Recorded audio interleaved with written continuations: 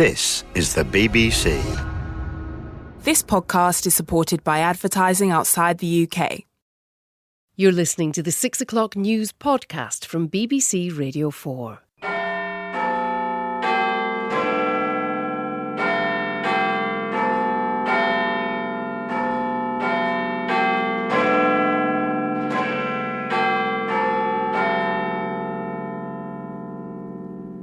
BBC News at 6 o'clock. This is Chris Aldridge. Good evening. The Prime Minister has been chairing a meeting of the government's emergency committee to discuss the flooding that's affected communities in the East Midlands and Northern England. Labour says the government's response has been woeful, while the Liberal Democrats say the situation is a national disaster. A draft copy of a review of the HS2 high-speed railway project says it should be built despite the spiralling costs. There have been angry scenes at a medical tribunal where the former head coach of British cycling and Team Sky, Shane Sutton, has stormed out after rejecting accusations that he was a doper and a liar. The Labour Party says some of its digital platforms have been affected by what it describes as a large-scale and sophisticated cyber attack. Zimbabwe has issued official banknotes for the first time since its currency was scrapped in 2009 because of hyperinflation.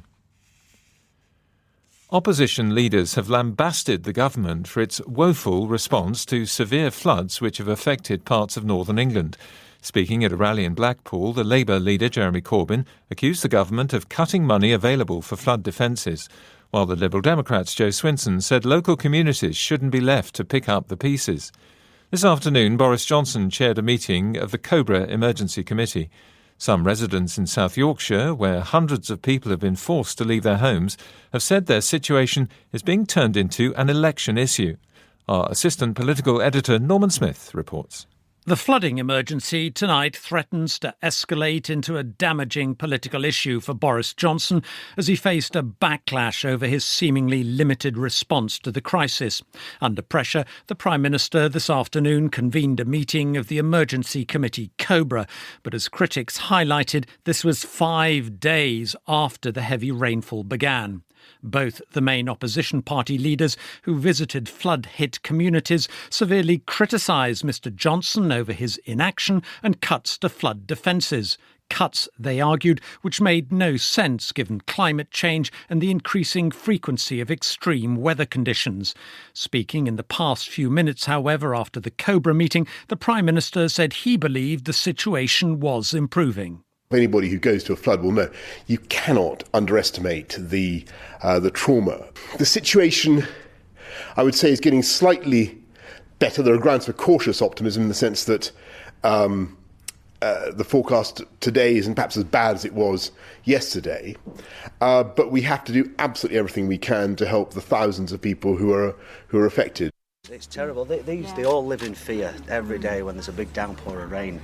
How high is it going to rise? Is it going to come into the house? And it's the smell, isn't it? During a visit this afternoon to the flood-hit village of Bentley outside Doncaster, Mr Corbyn told residents providing support was a national responsibility. And earlier, in a direct attack on Mr Johnson's handling of the crisis, he noted that during the floods of 2014, David Cameron had promised that money would be no object. Mr Johnson, however, he said, was not interested in the north of England. The Conservative government's response to the floods has been woeful. Just imagine if this had happened in Surrey instead of Yorkshire and the East Midlands. I think that would have been a very, very different story. Mr Corbyn promised that more than £5 billion in additional funding would be devoted to flood defences, a similar sum to that pledged by the Lib Dem leader Joe Swinson. During a meeting with residents in Stainforth in South Yorkshire, Ms Swinson said priority would be given to smaller community-led projects. This would be a new fund for flood defences, and it is incredibly important that these issues are taken, seriously. What is vital is that the longer-term policy changes are made in order to reduce the likelihood of other families going through these heartbreaking experiences in the future. Her call was echoed by the Deputy Leader of the Greens, Amelia Womack. This is something that happens every year, and this is about long-term action, of taking action against climate change, taking action against the ecological emergency and putting flood defences in place to protect communities. Privately, senior Tories are furious at what they regard as a calculated attempt by Mr Corbyn to exploit the floods for political advantage. They know, though, to voice such criticism is unlikely to go down with voters whose sympathy will naturally rest with residents in flood-hit communities and not with a government seeking to justify its response.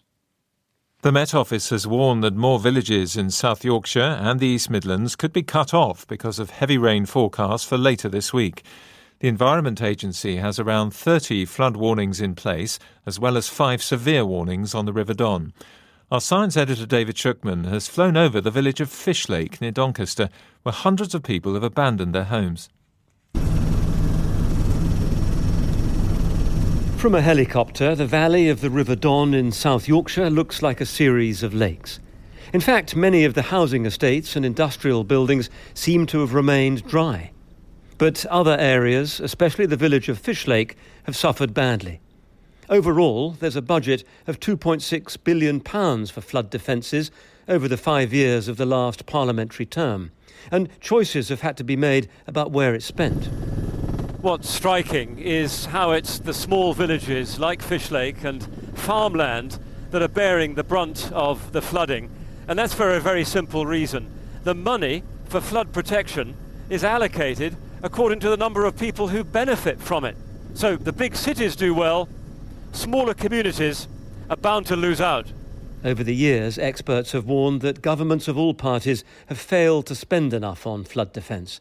Dr Hannah Cloak is from Reading University. There's not enough funding for flood defences in the UK, and there is not enough funding for the wider flood risk management programme that we need to keep people safe. If we don't have enough funding, then we have to choose between different places to put up defences, and that's not really okay.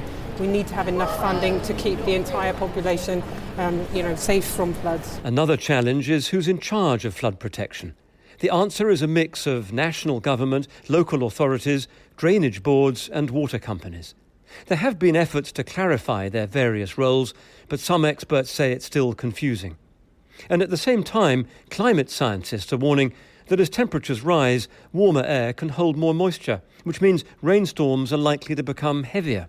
So the threat of flooding may well intensify in coming years. The future of the largest infrastructure project in Europe, HS2, is under renewed scrutiny tonight after a draft copy of a government-commissioned review said the controversial railway should be built despite soaring costs. The document, which won't be published until after the election, suggests the estimated price of the high-speed link between London and the north of England is likely to increase again. Its recommendations have been welcomed by council leaders in cities including Manchester and Leeds. Here's our transport correspondent, Tom Burridge. When it emerged that High Speed 2's price tag had risen by around £30 billion to a